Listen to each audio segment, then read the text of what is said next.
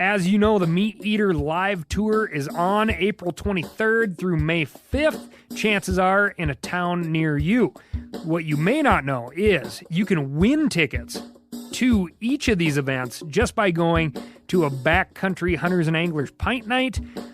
There's going to be a pint night in each of these towns: San Diego, Salt Lake City, Tempe, Anaheim, Boise, Sacramento, Missoula, Portland, Tacoma, where you can compete in Meat Eater trivia and win not only tickets to the show, but a chance to be on stage with all of us. So get your butt to a pint night, and we'll see you on stage. Hey, this is Tyler. And this is KC. And you're listening to The Element Podcast.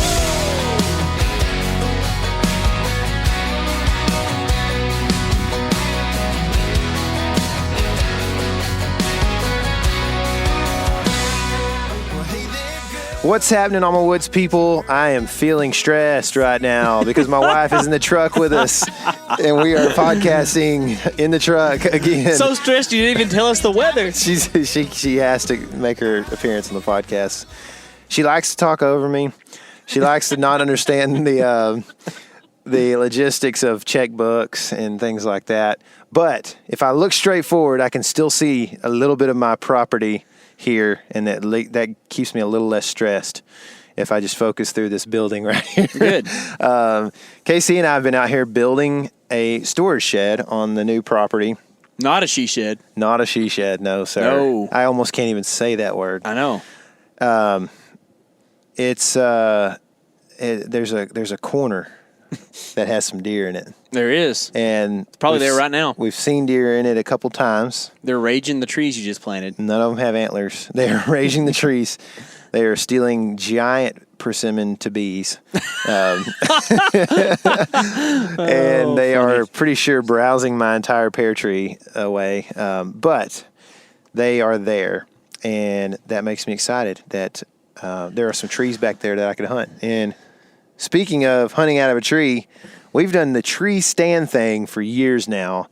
One thing we've talked about a few times, I think, in the past on this podcast, that we'd like to do some saddle stuff. And we have a guy on to convince us that saddles are not all bad and they're not all wedgies and everything else. Yep. Right, KC? Yeah, man. We got Greg Godfrey with TETHRD on. That's tethered, lacking two E's at the end. That's okay. But no, he's got a pretty cool story and a really neat way of coming into the saddle business. So we'll talk to him a lot about hunting and some about saddles, which is a real, actually, how I like to do things. Yeah. I don't like to just make something a product thing at all, really, and one of the cool things about Greg is the dude is a hunter first and a saddle maker second.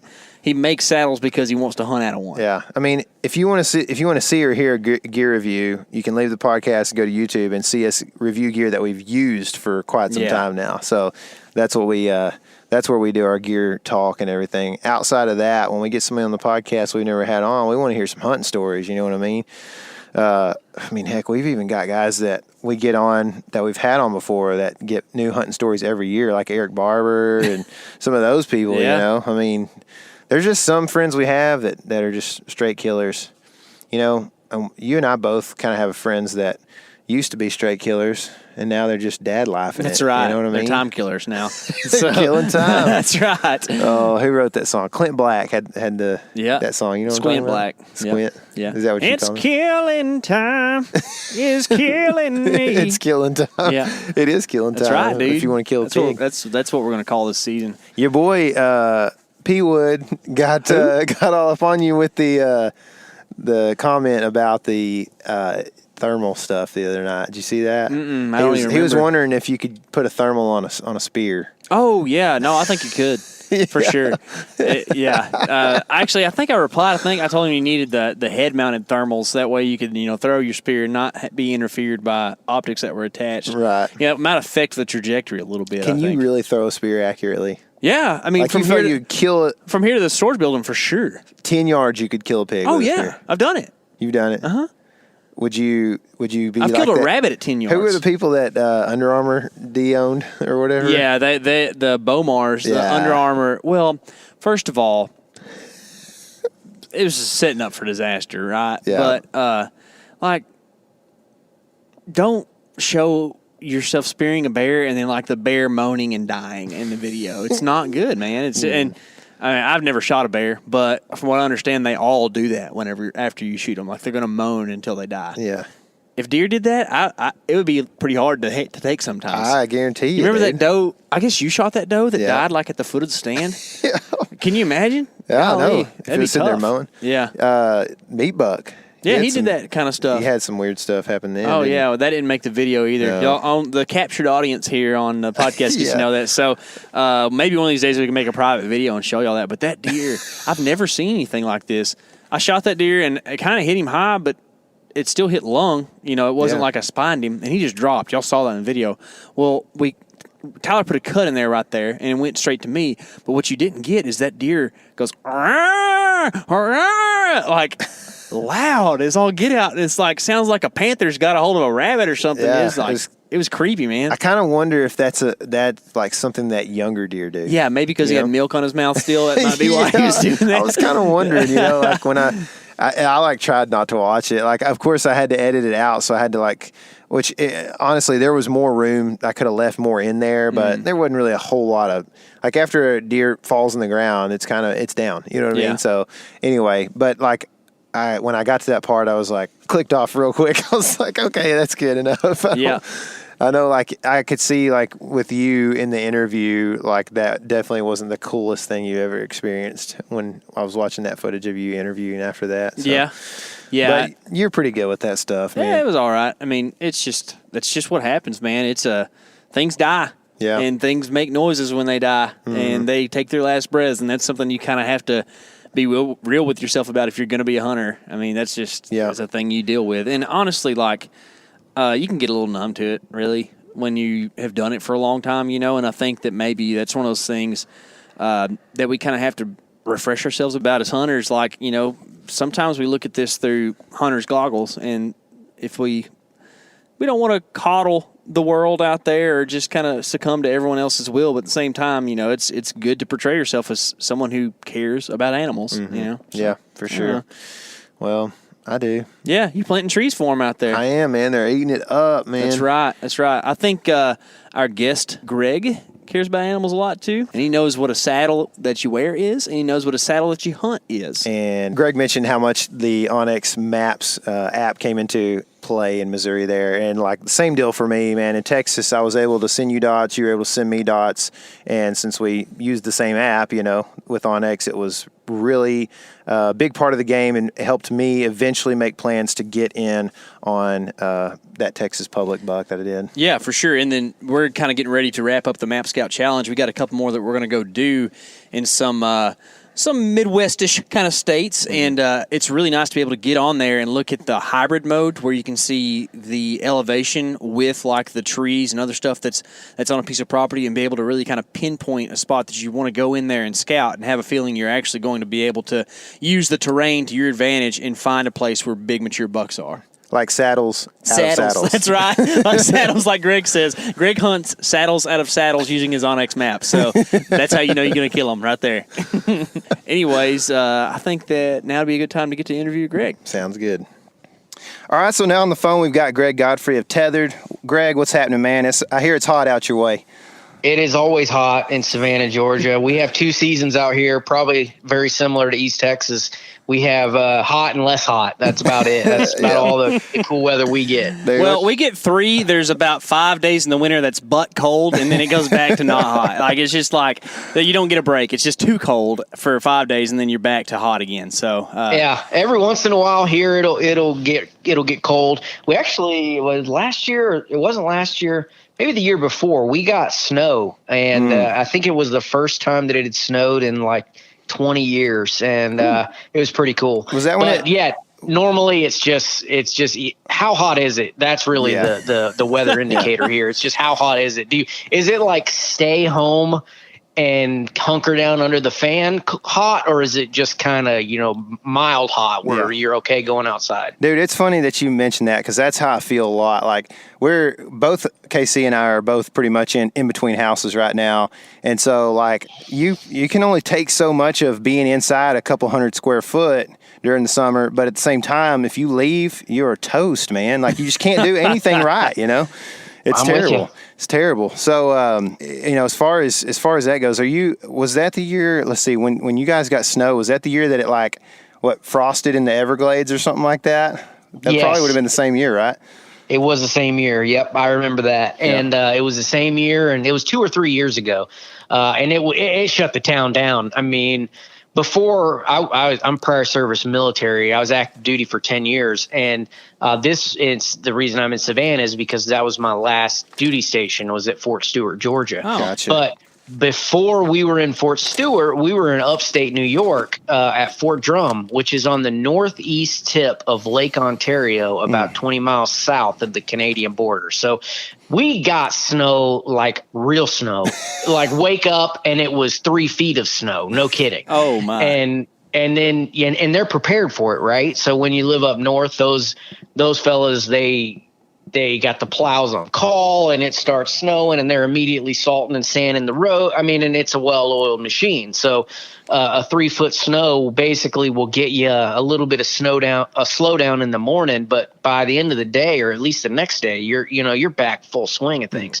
6 inches of snow up there was like nothing, they just figured it out, but we got maybe an inch, maybe 2 inches, and it was like shut down for 3 days. It was awesome. There, that's how it goes in the South, man. Like if you get, and this is one thing that people up north don't know, is that what happens in the South is we get like a 34-degree rain, and then overnight it freezes, and then it's like way worse than snow. You know what I mean? You wake up the next morning and it is slick, and you can't tell what's what, and it's bad. So they do make fun of us, and probably rightly so, but it can get pretty dangerous when it rains and then drops into the teens at night, You're right. So, okay. So I had in my notes here to start with a pun, because I like puns a lot, but I'm going to go ahead and forego that just for just for both of you guys, actually. So, did you kill a deer last year, man?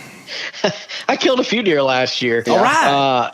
Yeah, the biggest deer I shot was in Missouri, public land hunt in Missouri. That was like 140 inch, 11 point baby, and killed a couple of bucks here in Georgia, smaller ones, obviously. And I'm trying to think if I killed one anywhere else. I don't think I did. I think I just killed the 3 bucks last year. Yeah. How many days do you think you put in last year hunting? Whew, I put in quite a bit, man. Last year was the first season in my life where I that was my job. So I went full time with TETHRD last year. Technically I didn't, because I was still active duty in the Army until November, but I was basically on paid leave for the last 3 months of my Army career. So I was essentially full-time tethered starting late summer. But yeah, so I spent a week in a week in Michigan to start the season off with the hunting public. Went out there and hunted in the Public Land Challenge with those guys. And then I spent a week in Missouri.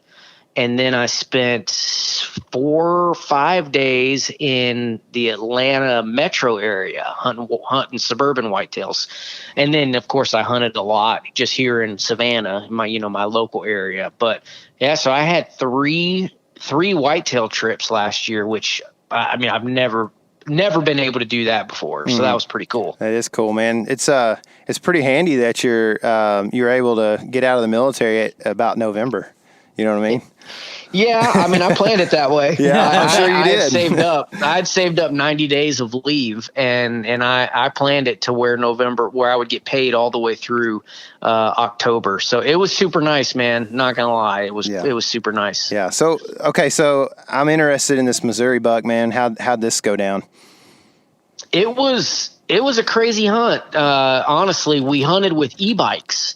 The place where we hunted was walk-in only or bicycle only, no motorized vehicles whatsoever. That's cool. And in the state of Missouri, if it's a 750 watt motor, electric motor or less, it's still considered a bicycle. That's what the federal government has said. What a strange loophole. Yeah. I think that's how it is in Texas too, and that's like so strange that like they're like, oh, it's still not motorized even though it has a You motor. don't have to pedal it. Yeah, it's weird, but good for you.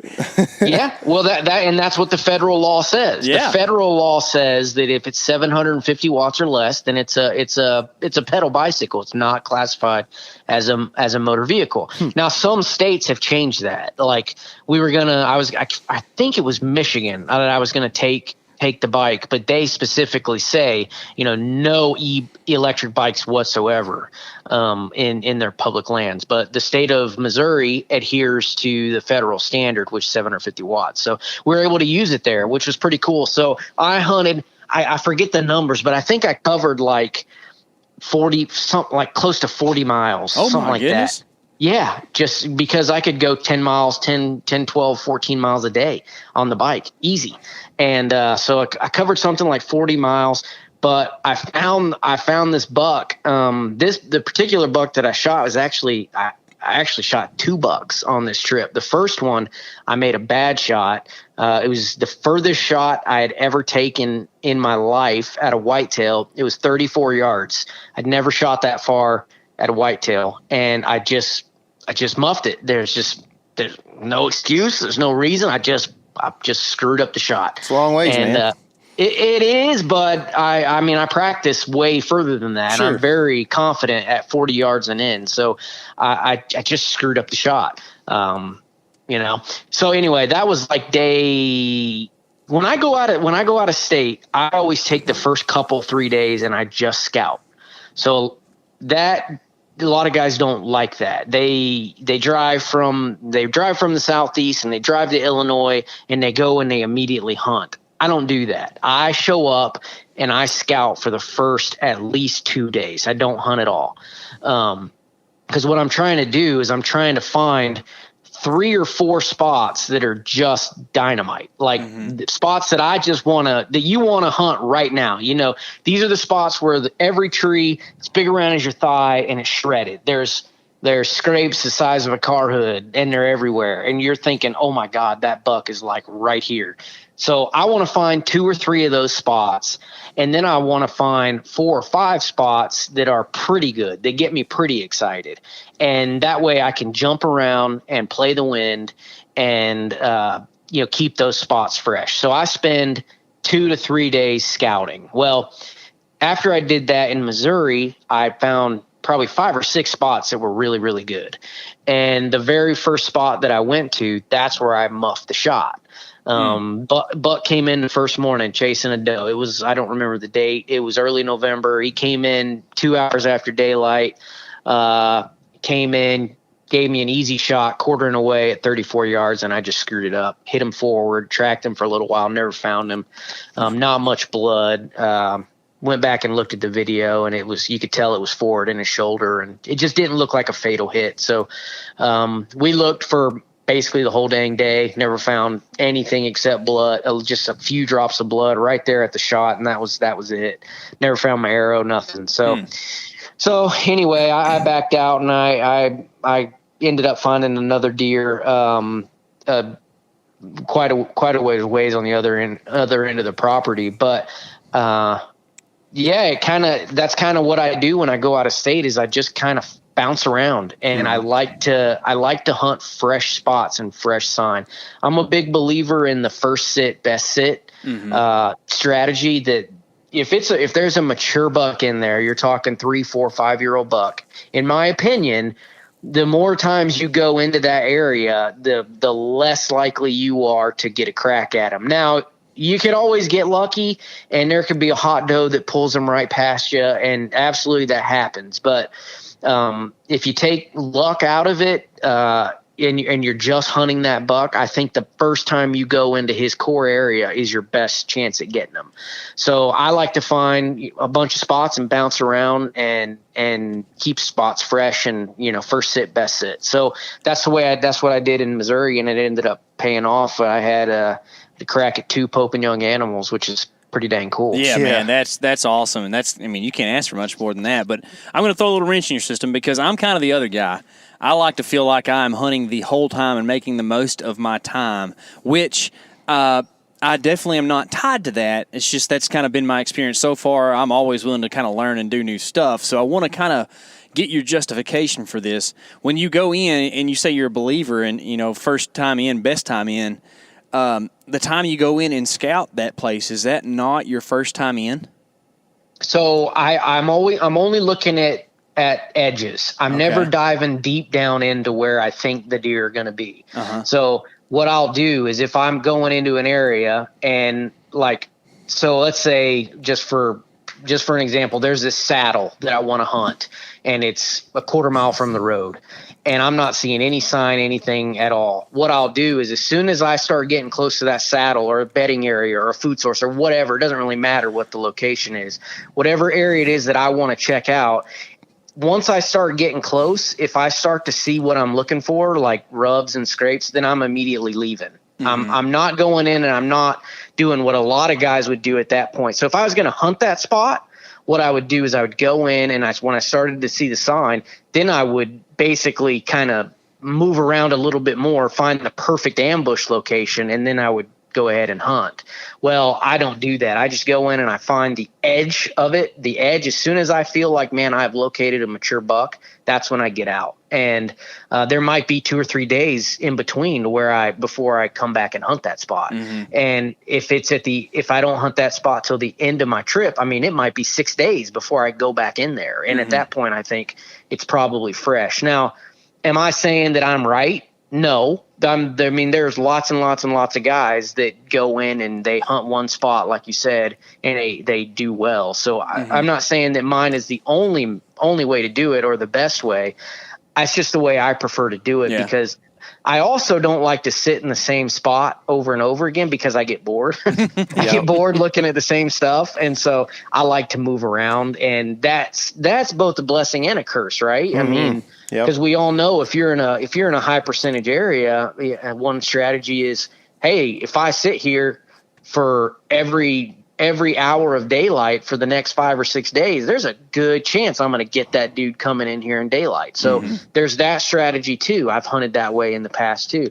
I just have found as I've gotten older and more experienced and I know myself that I get bored that way. And so I like to move around a little bit more. But again, I am not saying this is the best way or that everyone should hunt that way. It's just something that I found that works for me. And I like it. I like doing it that way. Yeah, well, that's important to be able to identify like what actually works for you, right? Because if you just keep doing things that don't work, you're not going to kill very many deer and have much success. So on that Missouri hunt, you had the mishap with the first buck, which I feel your pain. I had a mishap with a deer last year too, and it haunts me every day until next season. But how many spots did you have scouted out, and what number spot did you end up killing your buck on? So I had approximately in that spot in Missouri, I found probably, I'm trying to remember exactly. I think I found 3 of those. Whatever you want to call them, like top-notch places that were like, whoa, dynamite. I need to hunt this now. And then I found, God, it's Missouri. I mean, there's lots of big bucks there. So I found probably half a dozen or more spots that were like pretty good. I was finding rubs, I was finding scrapes, I was finding white oaks that were dropping acorns, I was finding does in the area. I was just finding, it was good deer spots, places that I would be happy to hunt. But maybe they weren't like crazy hot or dynamite. So I probably had anywhere from 8 to 10 spots on my OnX maps that were huntable spots. And the spot that I ended up killing the deer was a spot that I found on our second day of scouting, and I didn't hunt it until the 3rd day of hunting. So that would have been day 5 of the trip. I didn't go back in there to hunt it until day 5. And I actually hunted 3 different trees in this little transition area before I found the spot where the buck was. So I kept moving in there, and those 3 trees were probably, each one was probably only 60 to 100 yards apart. I just kind of kept moving in closer and closer until I finally got tight enough to where I was right right in the thick of things. But it took me a little bit of trial and error to figure it out. So when you say in the thick of things, you're talking about like in his bedding area or closer to where he's, traveling to a food source or something like that? This particular spot wasn't where this buck was bedded. There was actually 2 bucks when I got to this third spot. There was actually 2 bucks bedded within about 80 yards of me. I saw them both get up. I didn't know they were there, but this spot, just the way the terrain set up, it was in between a river and an old overgrown field. Not even really overgrown, just, kind of low, like shin high stuff. Mm-hmm. And this little corner in between the river and that field, that was the point where every deer that came through that area, they ended up going through that little corner. And it took me 2 or 3 sits to notice that, to see the deer coming from the different areas or the different directions, and they'd all filter through this single spot. And like I said, that was my third spot in that particular area. But the first hunt, I sat a ways back, kind of on the edge of the field, and I observed these deer going through that spot. And then I observed some deer going a little bit, about 60 to 70 yards in between me and that spot. So the second hunt was at that spot, about 80 to 100 yards closer to what I call the little transition area. And I had some deer come through there, but the bucks weren't coming through that area. And so then the next hunt, I moved even further, about 60 to 80 yards further in, and I was right on top of where they were moving.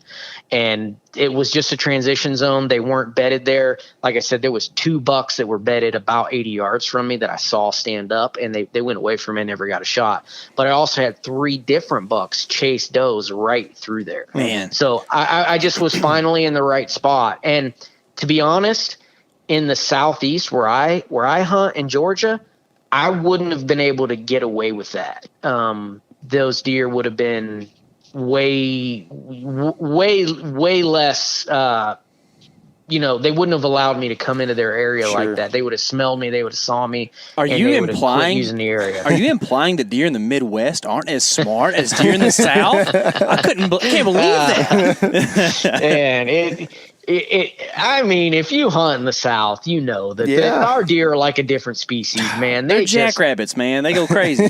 They are. You're 100% right. And you get away with more when you go to states like Illinois and Missouri and Kansas. You just can get away with more. And it's not that it's easy, but it's easier. It's funner is what it is. Yeah, you get to see more deer. 100%. Yeah. It's 100% funner. And I know that's not a word, but it's funner. Exactly. Dude, it sounds like your game is really similar to ours. I like the way that you talked about how, because a lot of guys, okay, let me preface this the right way. A lot of guys will talk about buck bedding and how they can move in and get within 40 yards and hang quietly and all this stuff. And dude, in the South, that just doesn't work most of the time, And I mean, we do it around here all the time. Like, we've got to hunt. And this is why I asked you that question, because now that I know that you're from Georgia, I know that you probably deal with a similar thing. But I mean, pinpointing buck bedding or any kind of deer bedding for us here in Texas on public land is very much a difficult thing, if not impossible in a lot of situations. I mean, we've got the deer, just like you said, they're wily. They don't bed in the same place night after night. So, it doesn't matter if it's early October or, January or whatever. It's going to be, you got to hunt places that are pinches, that are transition zones. You've got to hunt good trails, and you've got to hope that a deer comes by you. And I think that, it sounds like that's what you did in Missouri, was you figured out deer moving through that area. It doesn't really matter where they're bedded. If they're coming through in daylight, I'm going to go kill them on that trail, So I think that's how I feel. Yeah. I feel like in the rut in particular, I like to hunt high probability pinch points. That's my favorite way to hunt. And many years ago, I read an article by Bill Winke that talked about the importance of access. And if you can access an area, he talked about, I'm going to say this is like 15, 20 years ago. This is a long time ago. But he talked about that access was his number one priority when looking for a spot to hunt. He would hunt an area with less less obvious sign if he could get in and get out undetected, because then he would never educate those deer. And I really pay attention to that. So I'm always considering my access, which the first buck that I got on, it was awesome. There was a cut soybean field. This is all public land, but there was this cut soybean field, and there was this huge clear cut, like a 3-year-old clear cut. So it was all growed up, super thick, briars, like you could hardly walk through it. And I'm going to say it was 10, 15 acres. It was big. And it was about 200 yards ish from the soybean field. So this is kind of a no-brainer spot, right? It's like they're bedding in the briars, and then they're going to walk through the hardwoods and come out in the soybean field. It's kind of real obvious how the deer were using that area. Well, that's what the hunters were doing, is they were parking in the afternoons. They were parking up in the soybean field, and then they were setting up in that transition area. So they're coming in from the soybean field into the hardwoods and getting, 100 yards from that briar thicket. And it's kind of a real obvious setup. Well, I did the opposite. I parked on the backside of the briar thicket, and I parked on the other side of the road even, and I had to walk under a bridge and along the river, and nobody was doing that. So I came in from the backside. The access was perfect because I followed the river. So if I have the right wind, the wind is carrying my scent out into the river. I'm not blowing anything out. And then I come in undetected from the backside, and because of that, I was able to set up a lot closer to the bedding area than the guys that were coming in from the soybean field.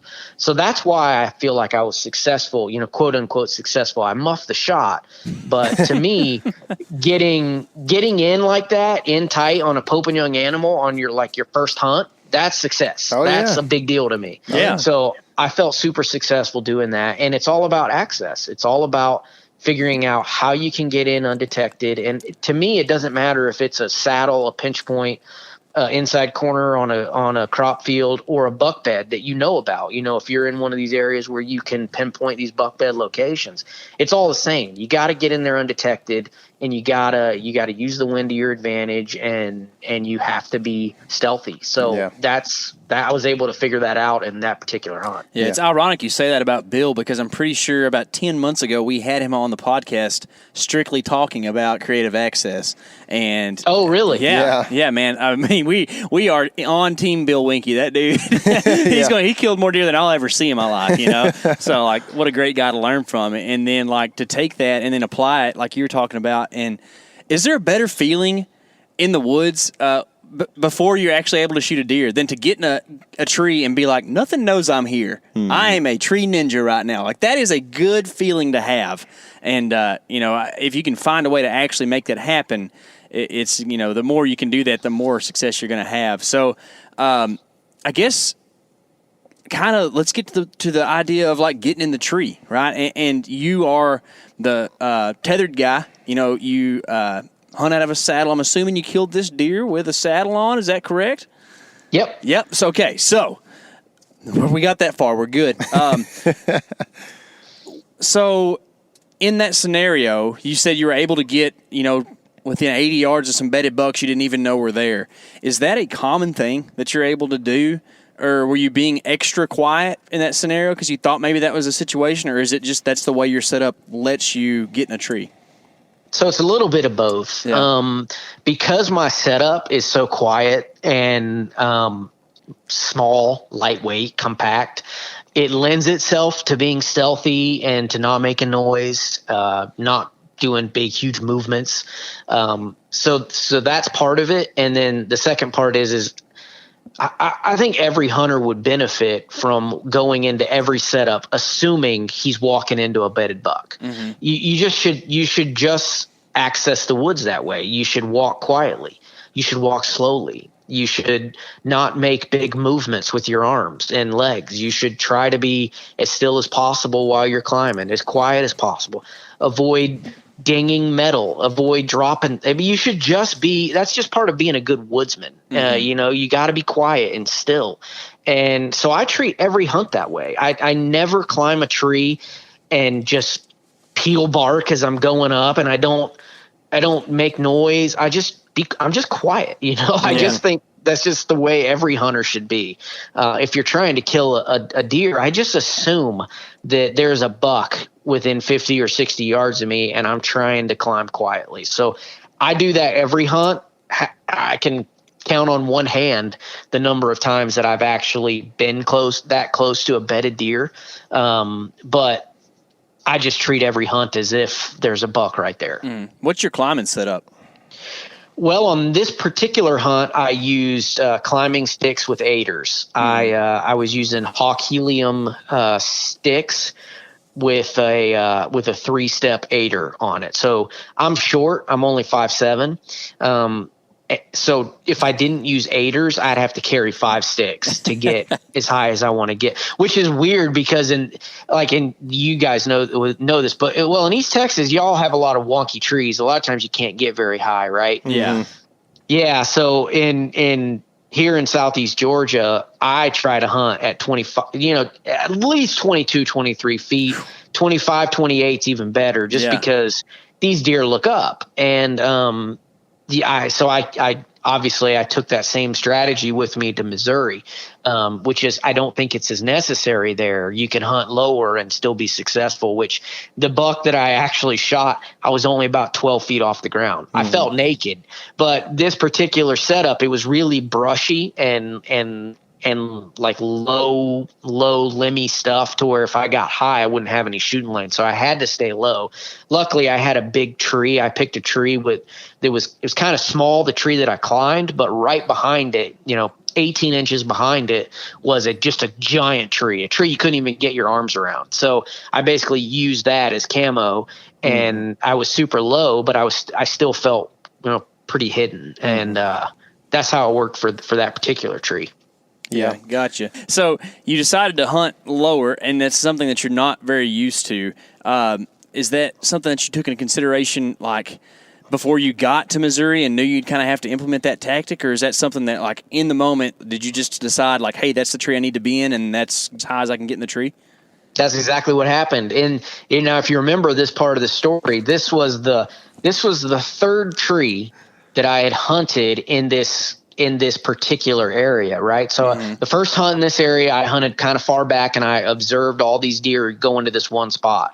On the next hunt, I moved a little closer. I moved about halfway, which in hindsight, if I could do it again, what I should have done is I should have acted aggressively and went straight up there, but I didn't. I played it a little too safe. I ended up being okay, and getting the shot still, but in hindsight, I wish I'd have just gone straight there. But the first spot that I hunted, it was a more traditional hardwood setup. I was able to climb this oak tree, 25 feet and just be as high as I wanted to be. Well, when I moved up into this new area, I had never been into this spot before. I'd never been within 150 yards of it or 100 yards of it. That was about as far as the first tree was. So I'd never been in this area. I didn't know what to expect. And when I got in there, like I said, it was really brushy, kind of low. I don't know what the names of the trees are out there, but just really like low, just bushy, brushy, nothing real big that I could hunt. There was a few big trees, but they were like giant. I couldn't even get my arms around them. Way too big for me to hunt with the way I do it. So I ended up having, out of necessity, to hunt lower, just because if I'd have gone 25 feet up, I never would have gotten a shot. It was just way too brushy and limmy. So I had to hunt lower. And in that particular scenario, I picked a really small tree, which I can hunt because I hunt out of a saddle, but I was able to hunt there because I felt confident with that big tree behind me acting as camo, essentially.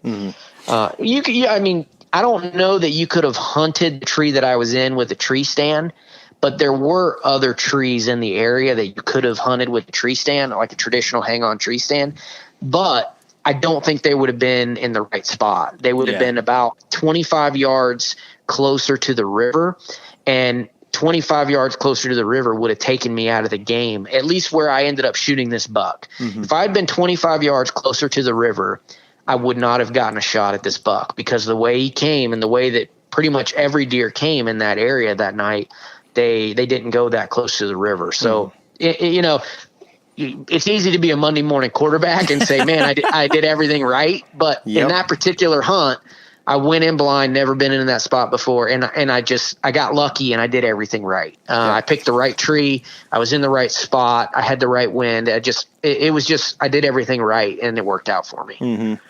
Dude, I've hung a tree stand in some pretty skinny trees. Like I've got a bracket, it's a bracket system on one of my tree stands, and it's like I've put it to where like I can't get the stand into the bracket because the bracket goes around the tree. It's that small, so it's pretty sketchy sometimes. But I don't typically hang too high most of the time anyway. I killed 3 deer on public this year, and they were all. I probably averaged 13 to 14 feet on all of them. And so, man, I wish I could hunt that low here in Georgia. Yeah. I mean, you have a lot of pines there, I'm guessing. Right? A lot of yellow pines. And it's just, these deer just, they look up. Yeah. And if you're not 20 feet up or, if you're in really thick stuff, exactly. Pine tree, there's no cover. Yeah. There's no cover. So if you're in really thick stuff in the swamps, I can get away with hunting lower. Sure. But man, if I hunted 13 feet, that means I would only have to carry 2 sticks. That would be awesome. Oh, dude, yeah. I'm carrying these steps right now. They're just single steps, and I think Primal made them, and I don't know if they got sued or whatever. I'm not sure if they're online anymore. But I found them. They were cheap, man, and I carry 4 of them in my backpack, super light. They're like 0.8 of a pound, and it's pretty ideal, man. I'm very familiar with those. They're really tight. Sure. As far as like packing them up, man, it's like 4 of those is like the size of a football. Dude, it's awesome, man. I used them all last year quite a bit. And for us, like we have a lot of hackberries down here, cedar elm trees and that kind of thing. So like we have a ton of brushy trees. And when you add that into the, that's the cover aspect, but there's also this aspect that those trees create steps for you. So you've got in-betweens, so you can get 16, 18, 20 feet in a tree with 4 of those steps a lot of times if you pick the right tree. So, and that's like a big part of the big part of the equation, man, of killing a deer. And a place that we spend a lot of time when we're setting up a lot of times is actually staring at like 3 trees and going, okay, which one? You know what I mean? Like, how do we make this work? And when you can't trim and stuff like that, which you can't on a lot of public lands, it's like, dude, you got to pick one that also has shot windows and, everything's got to be right. It can be a difficult and sometimes intimidating task for people who don't do it a whole lot. Especially first thing in the morning, too. And, if you've never been somewhere, it's the worst thing. And you know it. Like, you show up on a public place, maybe you've scouted it like you talked about, but you haven't ever actually been there and hung in a tree, and it's the morning hunt, and you're like, okay, I'm trying to do this with a headlamp. I'm running late. What do I do? Yeah, I'm running late. What do I do? You got any tips for that scenario? Yeah. Yeah. Well, it's easy to go back to this Missouri story since we've been talking about that one, but the buck that I shot on the first morning that I messed the shot up, I had never been to this tree before. I went in, and this is one of those places where I came in from the opposite side of the road. I walked the river, and as soon as I got into this around this bedding area, I was seeing so much sign, and it just felt right. When you walk into those spots and you're seeing deer trails and you go, man, this is the right spot. Oh, yeah. You just know it. Mm-hmm. Well, this was one of those spots. I just knew it. So I backed out. I didn't go any further. I said, there's going to be a shooter here, guaranteed, no question. So I just backed out immediately because I didn't want to go in and mess it up. I had the wind in my favor. I knew my wind was all blowing out to the river, so I didn't blow this spot up. And I said, I'm not messing with this spot again until I'm ready to hunt it. So I hunted that spot the very first morning, and went in blind. I picked the spot on X, just on terrain. There was this little rise, this little terrain line, or terrain feature that went through there, and I just dropped the pin on X, and then I walked to it in the dark, and I picked the tree right there. I was pitch black, no clue. Yeah, I climbed the tree. I had no clue if I was going to have any shooting lanes, nothing. It was dark, and it turned out that I did. It was just blind luck that it worked out for me. But that also reminds me, back when I was living in Fort Drum, still in the Army, you're able to hunt you're able to hunt in what they call the cantonment area, which is like the area on a military base where all the training and everything takes place.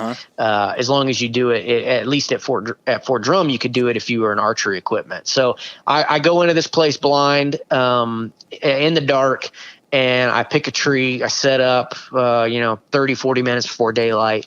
And then it starts getting daylight, and I hear all this noise coming, and I'm like, oh, man, here it comes. And it's like 20 soldiers running through the woods, like working out. And they run like right under me, and they go through, and they're making all kind of noise and yelling at each other and, working out. They're having a good time running through the woods. And I was like, well, that sucks. I had set up on like 10 feet from a trail that I didn't see. And they blew my whole hunt up. It was pretty funny. Yeah. That's funny. Yeah. My brother-in-law actually is at Joint Base Lewis McChord and, over in Seattle or Tacoma rather. And, he's had kind of similar problems too. He said he'll be up he's got a climber climbing big tall pines or whatever over there, and he's like, yeah, you'll be up there, and then all of a sudden this giant Jeep drives right by on the road, and you're kind of like, oh man, I guess today's ruined. But yep. Yeah. So what brought you to the saddle game in the first place, man? Well, what happened is the Army. I joined the Army, and my first duty station was in Fort Carson, Colorado. There in Colorado Springs, and it was glorious. I loved every minute of it. Mm-hmm. But I tried to bring my Southeast hunting tactics, which was big, heavy climbers and lock-ons, over to the Rocky Mountains, and it just didn't work. It was there was no straight trees that I could put in, get on my climber. They were all weird or wonky, big. What are they called? Anyway, I can't remember the name of the tree, but these big trees that they don't have a straight section on them, Cottonwood? And there's limbs, big cottonwoods. Yep, that's it. And it was hard to hunt, and then they had, all these big evergreens that just don't really make sense for going in and using a climber. It just didn't work. And I was like, man, there's got to be some kind of way I can hunt these trees with a system that's not what I have. And so I found an old saddle online, and I tried it, and it worked. It wasn't terribly comfortable, but it got me into places that I couldn't get before. And I kind of fell in love with it. And then I started making my own stuff. And then, because at that point in game, this is like 2009, 2010, 10 years ago, there wasn't any commercially available stuff really. You could find some stuff secondhand through eBay or Craigslist or whatever, like old stuff that had been made, way back when there was a few different sling style stands or, tree saddles is what they're called. Mm-hmm. And, so that's what I found. I found one of those, and it worked. And then I started making my own because I also, when I was in Colorado, I was an ultralight backpacker. I was hiking the mountains. I was going up doing a lot of trout fishing in the alpine lakes up in the Rockies. And should we talk about that instead? Dude, it was amazing. I would take my dog. I had a yellow lab. I'd take my yellow lab, and we'd go up there and we'd camp.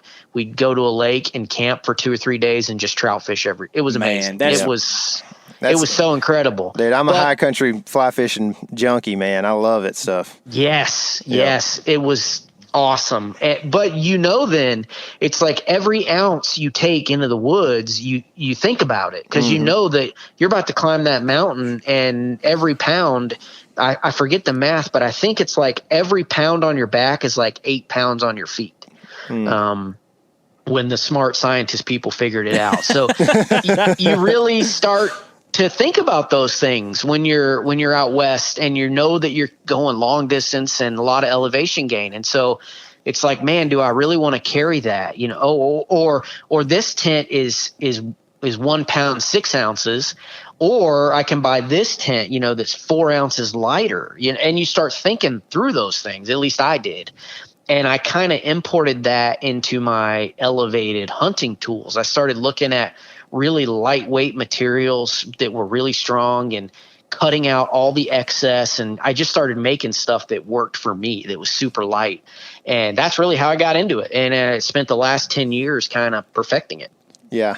That's awesome, man. So, I'm glad to hear that, because there are guys that get into things sometimes as investors, you know what I mean? And so it's good to And that's one thing that's great about the hunting community, man. A lot of times is like you've got these business owners that create great products based out of necessity, out of what fits their hunting style. So that makes me excited that you kind of took a passion and did something with it. I mean, it's very similar in a way to like a musician or somebody like that would have this passion for something and try to make it better. You know what I mean? And that ends up being a commercial product, but still, it's a good one. You know what I mean?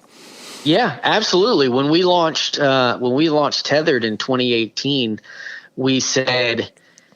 It was me and my business partner and my one of my best friends in the world, Ernie. We launched TETHRD together, and we said, hey, what if we made the stuff that we wanted, and then like we made it exactly like we wanted it with all the materials, manufactured the right way.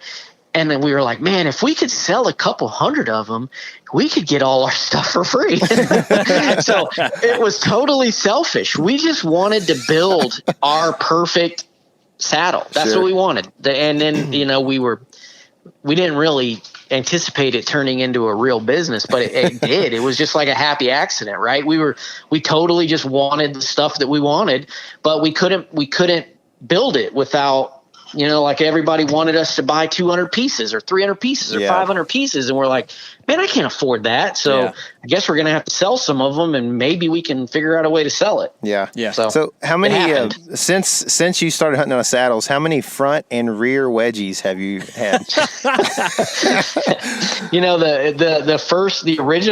the original saddles that most people got into it, they were affectionately called the camo diapers. Yeah. Because that's kind of what they look like going through the woods. Yeah, definitely a thing. And when you do like I do and try to go as minimalist as possible with super lightweight stuff and just the bare minimum, then you do end up flirting with the safety line sometimes.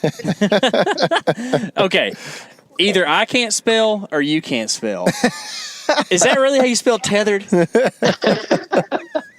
No, it's definitely not. We thought it was a good idea that it would make it more unique. And to be honest, we couldn't buy TETHRD, TETHERED.com. Yeah. It wasn't available. So we're like, oh, we'll just change the spelling and then we'll be able to get it. Yeah. But yeah. It turns into a nightmare when you're like, hey, email me, Joe at tetherednation.com. And they're like, huh? How do you say? And then you're like, it is great from a marketing perspective and terrible from a real world perspective. I thought it was because like you had a lot of guys like me, kind of like wide on top and tiny butts, and you couldn't fit the whole word across the back of the saddle, so you had to take a couple letters out to where you could fit the whole brand on there. You know what? I think I'm going to steal that idea. And now I'm just going to tell people we love lightweight stuff so much. We even cut out the excess words in our There you go. Heck with those E's, man. Letters. That's awesome, man. So yeah, it's something that KC and I have definitely looked at. I'm trying to think, is there something, I know there's white collar and blue collar, but is there something below blue collar? Because whatever that is, that's what we are. No collar. And so we're using stands that may not be technically approved safety wise, but we've got these old stands and that kind of thing. Just because, that's just the world we live in right now. We don't have a very successful business, so we've got a somewhat successful business, and so for us, we are definitely, it's something that we're looking at, but we want to come at this with a little bit of skepticism because that's what some rednecks would do. And the wedgies, I'm not afraid of the diaper look. You know what I mean? Like, it's not something that probably want to be putting on our YouTube channel, just me in a diaper or whatever, but like, I'm not afraid of that look if it's something that works for me. KC can attest to this, but I don't care a whole lot about what people say about me. But there are other things like, for instance, we started shooting some really sharp broadheads last year, day 6 broadheads, and big fan. Yeah, and so and the arrows are great too. Heavy arrows and the way they're built. But anyway, so when I think about like if you're gonna shoot right side of the tree, and then all of a sudden buck takes the trail that goes to the left side of the tree, you've got to bring your bow over. I guess that's your bridge, from what I understand, maybe. What are the chances that you cut that sucker and you're, headed down the tree pretty quick? That's a great question. There was so many people that asked that question. So what the best way for me to answer is with a video. I actually filmed that. I set up in my saddle about 6 inches off the ground, and I took a fresh out of the package slick trick broadhead, and I tied myself in, and I started hitting different materials, different ropes with the broadhead because I wanted to know. It's a realistic thing. Like, you could, first of all, I used to say, "Oh, you can't do that. It's impossible. You'd never do it." So the first part of the video, I moved my bow around and got it. If you watch the video, you'll kind of see how I did it. And I was like, "Yeah, okay. This actually is a real life something that we should be concerned about."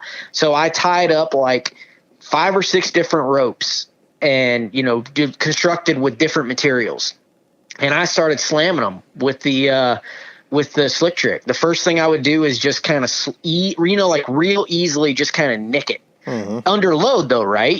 So it's holding my whole body weight, and so it's tight. And so I would just nick it, and almost none of the ropes even flinched at that. And then so the next time I would grab the arrow and I'd hit it pretty hard, like way harder than you would hit it in a hunting scenario. And then I started sawing on it. And most of the commercially available ropes that people are using for saddle hunting, you could cut. I was able to cut halfway through with a broadhead before there was even any semblance of failure. Mm-hmm. So I guess long story short is you have to be doing something really, really crazy in order for that scenario to play out and you actually get hurt. Mm-hmm.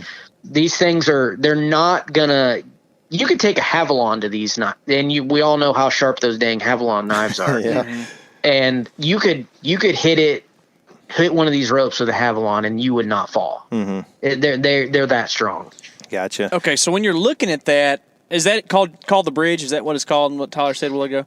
Yeah, either the bridge or the tether. It's possible to hit your tether rope or your bridge rope. In this scenario, we'll call them a tether for sure. With just one R, though. Yeah, just all the not E's. 2 R's, not an E. But, okay, one of the things that comes to mind a lot when I start looking at people with saddle setups is there's a lot of components, it seems like, where you've got, I don't know, sometimes you have like a lineman's belt and you've got the actual saddle on your body, and then you got this, I don't know, little brackety thing, the rope runs through, your tether runs through, and then that thing goes around the tree and all. Is it a deal where it is pretty complicated and it's kind of something you really have to learn, or is it pretty intuitive once you start doing it?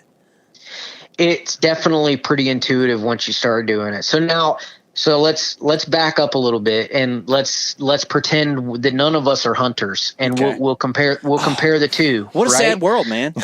Yeah, it's a terrible life. I don't want to live in it very long. So let's make this quick. Let's get through it. So you could make the same exact argument from the tree stand perspective, right? So now you've got this tree stand, this big hunk of metal.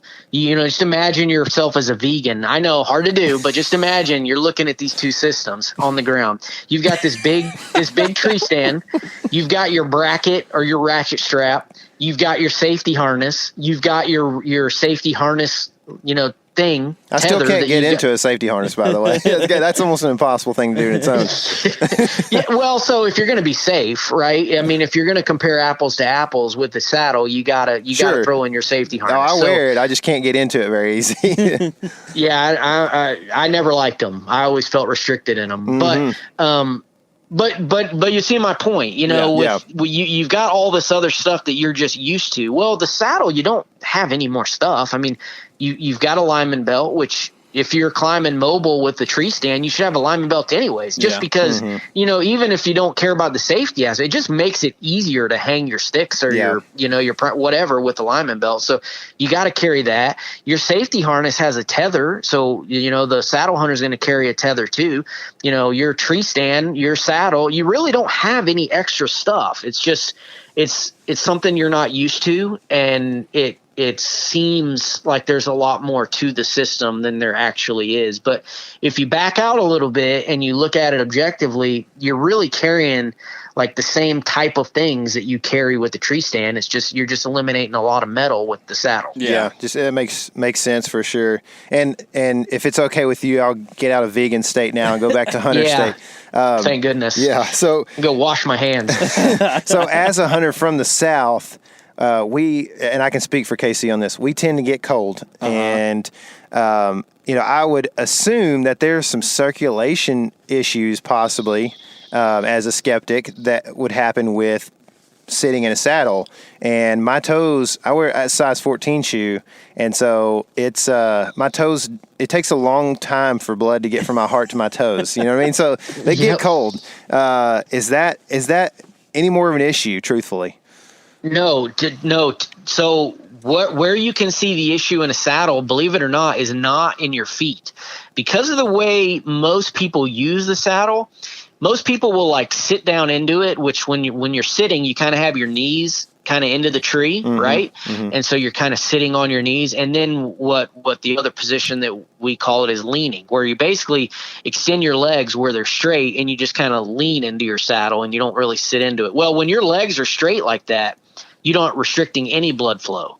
So when you're alternating positions like that, every 30 minutes, every 40 minutes, every hour, whatever, whenever you get, fatigued and you want to change positions, the blood flow for me actually is better to my feet, and my feet don't get as cold. Where you can get a little chilly is in your butt, because if it's really cold out and you've got that mesh saddle on, now that is compressing all of the insulation underneath your butt. So if there's any wind at all and you're sitting in wind, you can get, what we call CBS or cold butt syndrome. So that's where you can really notice the temperature difference for me. My feet never get cold, but my butt does occasionally get cold. Yeah, that was actually is CBS one of the fake news, or I can't remember if that's one of those or not. Yeah, who knows anymore? Aren't they all fake news? I think so. That's how I understand it. Unless you listen to the Element Podcast, the only place you can get real news around here. But that was actually my next question. Was the thing that keeps you warm is loft, right? And then you have the saddle compressing. So, like whenever you go on like a Midwestern rut hunt, or say you're out even late, say you don't get it done the first week of November, and you got to make it out, and later, and the temperatures are dropping. That's going to compress like all the loft that you have around your rear. Is there a way to like wear clothing around the saddle, or is that got to be your exterior? Well, it doesn't have to be your exterior, but it's most guys, like 99% of guys, are going to use it as your exterior, because you'd have to modify your clothing a little bit, and most guys don't want to poke holes in their nice outer garments. This can be pretty expensive, so most guys don't want to do that. But it's something you got to consider, right? There's no perfect system. Every system has advantages and disadvantages, and when you build things like I like them to be built, which is super ultra light, so I include mesh and lightweight materials. Yeah, that's one of the downsides. Sure. If it's really cold, you can absolutely compress your insulation, and you're 100% right. The way insulation works is with loft. It traps warm air. Well, if you don't give your insulation the ability to do its job, you're going to get cold. Yeah. So some guys will wear big jackets that hang down over their butt.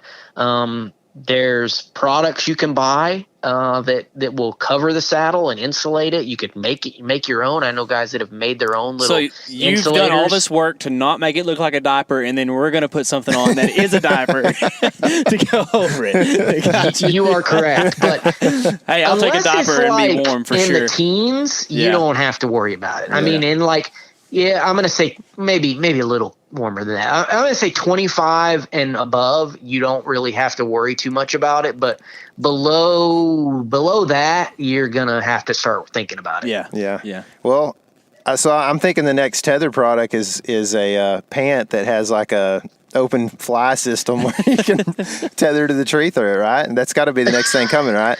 We weren't supposed to release that until later this year. Okay. Golly.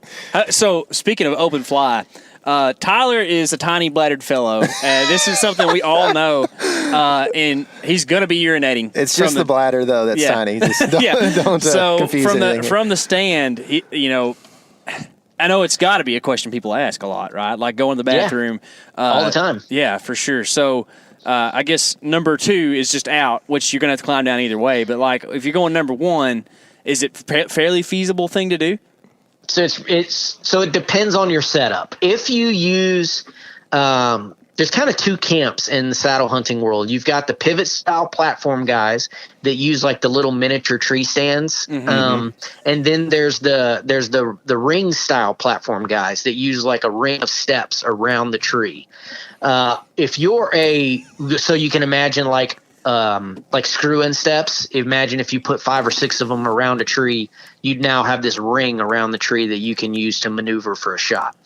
If you hunt from a ring style platform, it's not that you can't do it. It's a little bit more challenging to pee. You got to kind of suck yourself up to the tree, turn to left or right, and let it fly. If you hunt from a pivot style platform like the Predator platform that TETHRD makes, or a little miniature tree stand, you basically just stand up, turn to the side and let it fly. It's as easy as peeing from a tree stand. I actually do know dudes that have taken dumps from the saddle. Oh no. I wouldn't recommend it because you kind of move it. What they did is they moved it up to like their lower back and almost like under their armpits kind of deal. And then kind of, hey, they did the orangutan hang. You know what I'm saying? They just let it fly.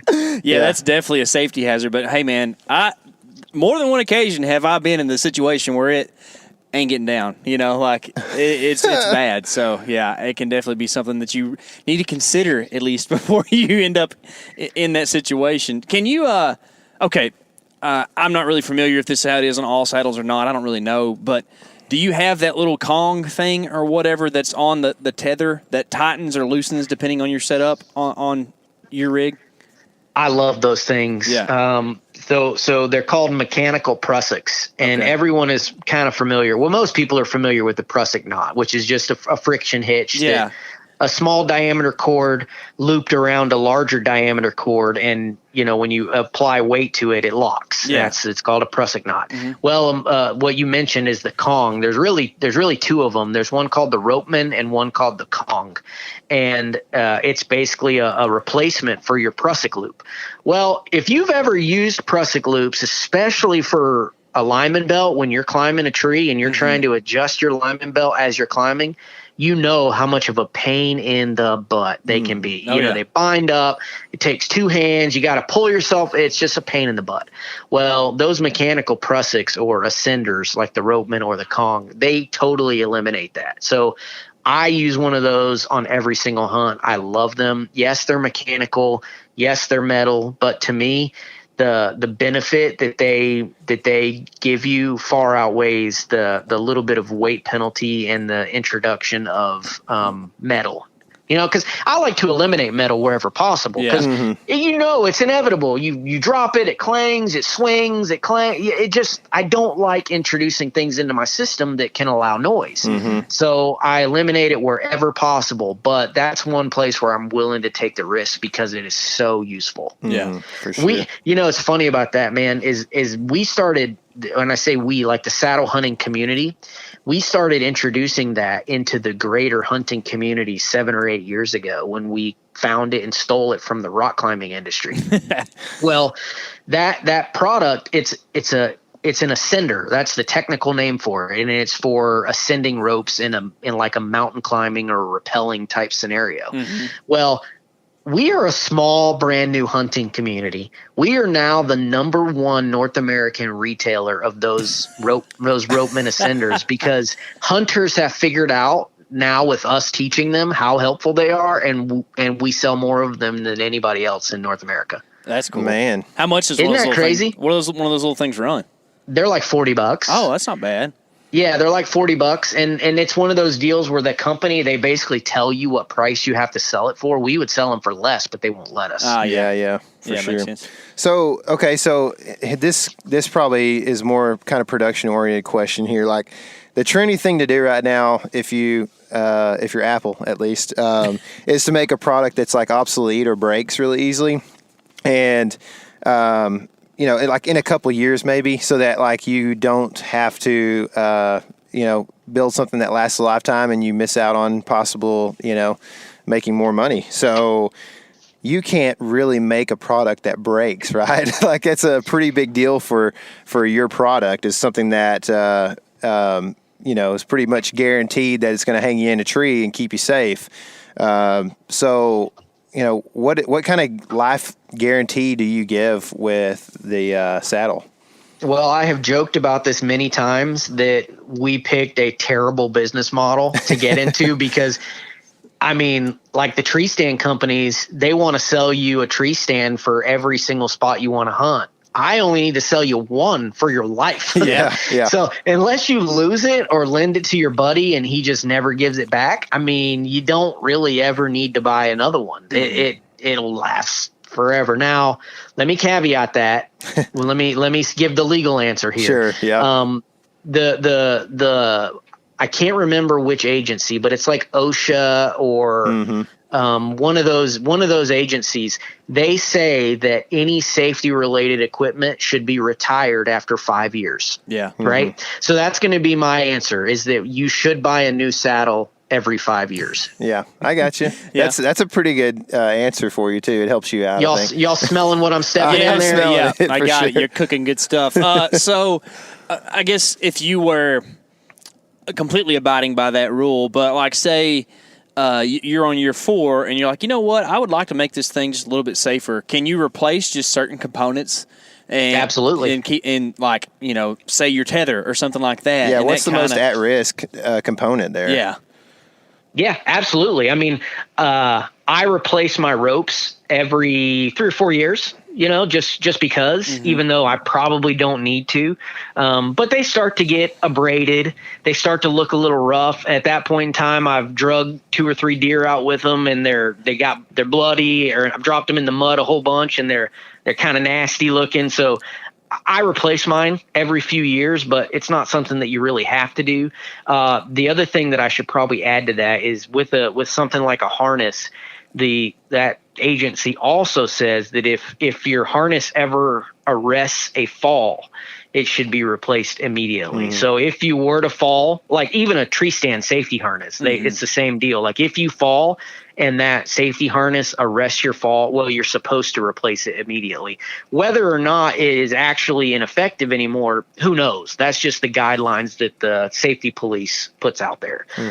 So I'm going to echo that. Hey, if it does arrest a fall, which if you're using it properly, you should never be in that scenario anyway. But let's just say something happened and you did fall for some reason and it did arrest your fall. Well, you should probably replace it. But yes, to answer your question, there are a lot of things on saddles, not just tethered products, but just I'm speaking in general, this saddle hunting style in general. A lot of those things are easily user replaceable, ropes and stuff like that, and carabiners. Like you should always be inspecting those things. And I mean, your life depends on it. If your carabiner has a crack, replace it. It costs $15. Big deal. Go get another one. If my carabiner has a crack, I'm getting down. Yeah, exactly. Look at your saddle. You should be looking at these things, and if it's got rips, cuts, tears, you shouldn't trust your life to that. And I don't care who made it, if TETHRD made it or any other company, or if it's a tree stand, you should be looking at those things, checking the bolts and nuts and making sure everything is working. I mean, we're all trusting our lives to these things, and it's a 5-minute inspection a couple times a year is really easy to do, and it can save your life. Yeah, especially when you're sitting in a tree stand for 2 hours waiting on a deer to come. Like, surely you can do an inspection while you're sitting up there bored, right? Yeah. So whenever somebody like, okay, so let's sell you some saddles. Okay, so if you go to TETHRD's website, which I guess it's a consumer direct deal, right? So you go to their website. Can you buy everything you need directly there, or people they have to go buy ropes elsewhere, or like Prusix, metal Prusix or whatever in a separate spot, or do you have like a complete kit? Yeah, so one of the reasons why we started TETHRD was because we wanted to be a one-stop shop for the saddle hunter. Back in the day before TETHRD, you had to do that, and it was really, I guess part of it was fun because you did a lot of research and you're like, oh, I want to try this rope and this carabiner and this combo and stuff like that. And there was some fun in that, but you end up paying more because you're paying shipping from all these different places. And so we decided to get rid of that, and we decided we wanted somebody that wanted to learn to saddle hunt. They could come to TETHRD and get their saddle, their platform, their ropes, their everything. You can get everything that you need to be a saddle hunter at TETHRD. Cool. And if someone does want to get that stuff, is it TETHRDNation.com? Is that where it's at? Yeah, TETHRDNation.com, and it's pretty much that. If they want to check out, I would encourage folks, if you haven't, if you don't really know much about saddle hunting, maybe this is the first time you've heard about it, or you're whatever, I would check out YouTube, the TETHRD Nation YouTube channel. There's a bunch of YouTube channels out there. I have a YouTube channel where I talked about earlier. I talked about cutting those tethers with my slick trick. Mm-hmm. That video's there. You can find that. I have videos about how to shoot from it. Can you really shoot 360 degrees around the tree? How do you use the tree to camo yourself? All that stuff. I've done lots and lots of content on YouTube about that. So there's no excuse for people not to be informed. It's all there as long as you'll just jump on YouTube and do some searching, and you'll find my channel, and then you can learn everything you want to know. Awesome. We'll definitely link to all that stuff below, man. Do you have anything about, or any tips or a video about how to film from a saddle? Because that's a big part of our game, Yep, I sure do. Cool. I self-film, and I filmed every single whitetail hunt for the past 2 seasons, maybe 3 seasons. Is that on the YouTube channel as well? It sure is. Oh, nice. Actually, the Missouri hunt that I told you about, that's on my YouTube channel. I got two videos, and you can go see that buck that I killed. That's all there. I'm watching that while I'm rocking the baby tonight for sure. There you go. Yeah. Cool. All right, man. So it's all there. Cool, dude. Well, we'll definitely link to that stuff below. Final question. You've been like real honest and real frank about stuff, and that, dude, we love it, man. Thank you so much, by the way, for coming on and talking with us, hanging out and stuff. Is saddle hunting, or hunting from a saddle, a tree saddle, whatever you want to call it, is it the answer, or is it a tool in the toolbox for your average hunter? It's a tool in the toolbox. A golfer carries more than one club, right? Yeah. A putter works in some scenarios, and sometimes you need the driver. Well, in my opinion, if you're serious about whitetails, you need to have an arsenal. You need to have a toolkit. You need to have a bunch of clubs in your bag. And a saddle is one of those tools. There are hunts that I have gone on that I would not have been successful if I did not have a saddle. Mm. Now, I would say that's very few and far between. As far as like most places, I could have made it happen with a different type of elevated hunting tool, whether that was a climber or a lock-on tree stand or a ladder stand or whatever. But there are some scenarios where the saddle was absolutely the right tool, and if I didn't have it, I probably wouldn't have been successful. Mm-hmm. So it's a tool in the toolkit, and you don't have to be like me where you hunt out of it pretty much every single time. That you could be more normal and just use it when it makes sense, and then use the ladder stand when the ladder stand makes sense. But if you're serious about whitetail and you want to put the odds in your favor, it's something you should consider. And I don't care if you buy my stuff or somebody else's stuff. That's not really the point. The point is that there are tools out there that can make you more efficient and make you a better hunter, frankly, and you're doing yourself a disservice if you don't learn about them. And in my opinion, saddle hunting is one of those tools that has made hunters more efficient, lighter, more stealthy, and you kind of owe it to yourself to at least check it out. And maybe you want to make your own stuff. Maybe you want to buy somebody else. I don't care, but you should all get on and at least, jump on some tools like YouTube and learn about it. And then you can make an informed decision. Yeah. Mm-hmm. Man, that is a good answer. I knew I liked you about 5 minutes into this thing, man. So, hey, Greg, again, thanks so much for hopping on with us and having a chat about this stuff, dude. I think I've learned some, and you've helped this skeptic brain have a little bit of resolution here, so I appreciate it, man. Awesome. Well, I really appreciate the opportunity, man. Anytime I can get on and talk to people about hunting and help them be kind of more efficient, and I just love doing it. And I've been doing it now for freaking 10 years, and I love helping hunters get better at their craft. And so hopefully your listeners will maybe pick something up that make them a little bit better this fall. Oh, I guarantee it, man. Next time we get on, we're going to talk about fly fishing instead of hunting. So we'll be having that talk soon too, man. Man, I could send you some Onyx pins around Colorado Springs, Colorado, where you could catch as many as you want to catch. Oh. And these are naturals too. These aren't stock fish. Yes. Well, you haven't done that yet? I thought you were going to do that a while ago. So sorry. Anyways, and well, maybe we need to chase some, some Georgia brook trout together sometime or something. That's what we should try to incorporate a saddle into that some way or another up there. Let's do it. I'm up for it. Yeah. Awesome, brother. Well, again, man, we appreciate it, and we'll talk to you later. All right. Thanks for having me on. Yep. One time I wanted to write a song called In the Pines. Did you? I started it, yeah. There's a song at Camp Durin called In the Pines. Is it really? Yep. Well, I guess I won't do that. Yeah. then. I mean, you could make the Tyler's wife's still here, by the way. She's still here, don't worry. Kaylee's back there. Peanut, the out gallery. She's very quiet person. Yeah. Dainty young woman. Yeah, it's a silly song they sing. So, is it? Yeah. I have to get it a recording for you. Cassie will probably sing it the next time that she's here. In fact, that's how we should get our wives on the podcast for, is to do silly songs. Yes. Yeah. Duet. That would be good. That would be a good idea. Yeah, but Greg probably can sing pretty good too. Just knowing, think? Yeah, he's got that country accent. Well, if you've always got a crotch squeeze going on, then you probably can sing pretty high. No, he said there's no wedgies on the saddles nowadays. Yeah, but no, dude, that guy is pretty cool and is a real deal hunter. So I appreciate the knowledge that he had to share.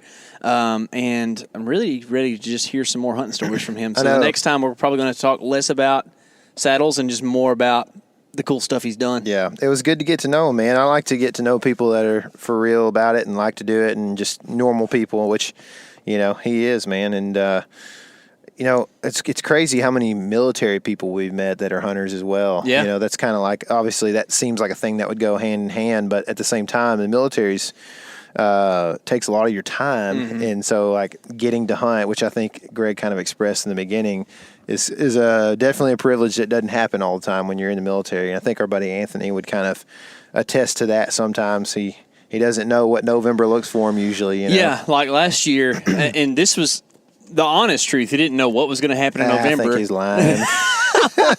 I'm going to say he's being honest. Yeah, I think we'll let him pop in and tell us. But he didn't know if he's going to get to hunt at all November, right? That's why he went and shot anything he could in Nebraska. Yep. And I'm glad he did, because then we got the velvet buck out of it. Yeah. But then he just goes off and shoots everything. 3 bucks in the month of November. I think he started hunting out of a saddle last year, right? He did. In fact, it's a tethered. Is it really? Yeah. I didn't know that. Yeah. And did he kill all 3 of those bucks out of a saddle? No, I don't think the Texas one did. I think he shot that out of a box blind. Yeah, or maybe out of a truck. South Texas buck, yeah. Probably the, what are those called? Senderos? No, those, the powered truck beds that go up high. Oh, high lift? High lift. Yeah. Yeah. Yeah. Those are pretty slick. Those are cool, man. Dude, in the 90s, those were like the baddest thing. Oh, Larry Washoon up there in one of them high lifts. Always in an F-350, you know. Just like a flatbed F-350 with a high lift on the back of it. Well, that ain't the world we live in. So we live in East Texas, where there's no lifts and no deers. So no deers, no lifts. Yep. No, it's I definitely am interested in what you said at the end, talking some high country fishing with him at some point, because I don't get on my personal Instagram a whole lot, but I got on it the other day and I for some reason saw my description and I was like, man, that's a good description of me. Man, good job, Tyler. You described yourself well. But it talks about in the description that I'm a fly fishing aficionado. Oh, and aficionado. So, yeah. Doesn't that mean you know a lot about it? I don't know. I think it's more that you just affectionately love it. Okay. So that's what. Wouldn't that be aficionado? Yeah, I think you're right. Yeah.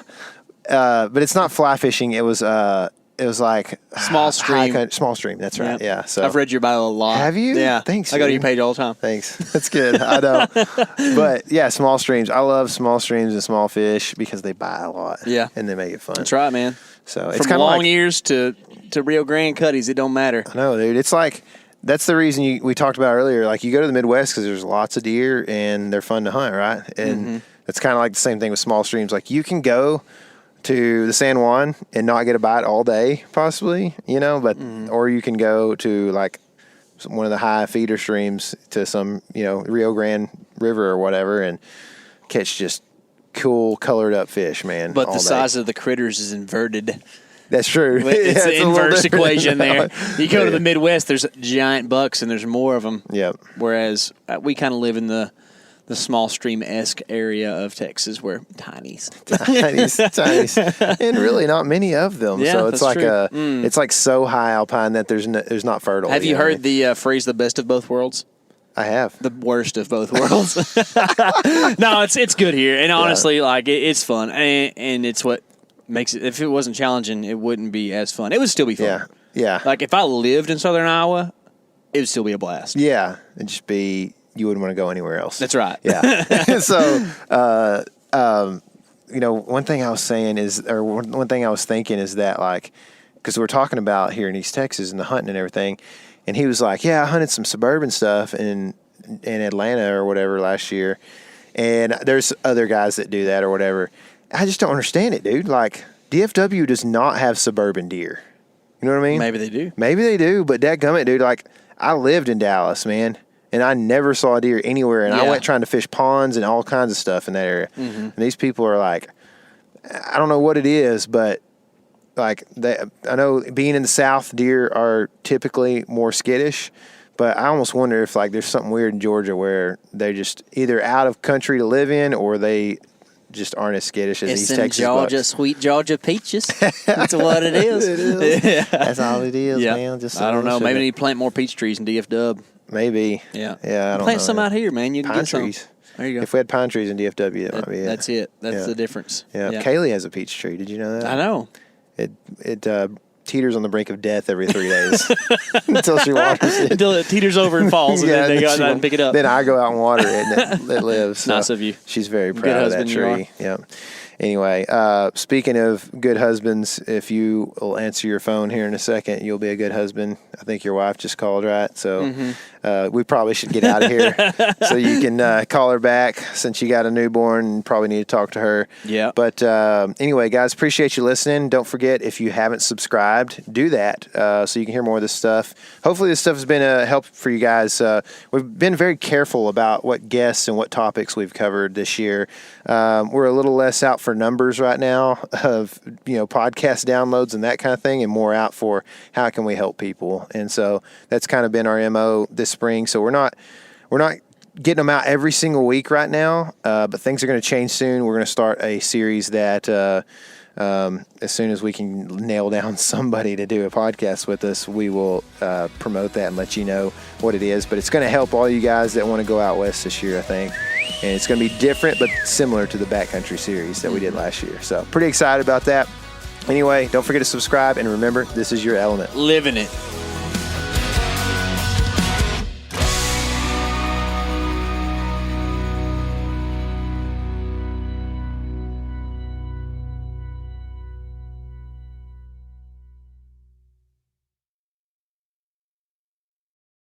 As you know, the Meat Eater live tour is on April 23rd through May 5th. Chances are in a town near you. What you may not know is you can win tickets to each of these events just by going to a backcountry hunters and anglers pint night. There's going to be a pint night in each of these towns: San Diego, Salt Lake City, Tempe, Anaheim, Boise, Sacramento, Missoula, Portland, Tacoma, where you can compete in meat eater trivia and win not only tickets to the show, but a chance to be on stage with all of us. So get your butt to a pint night, and we'll see you on stage.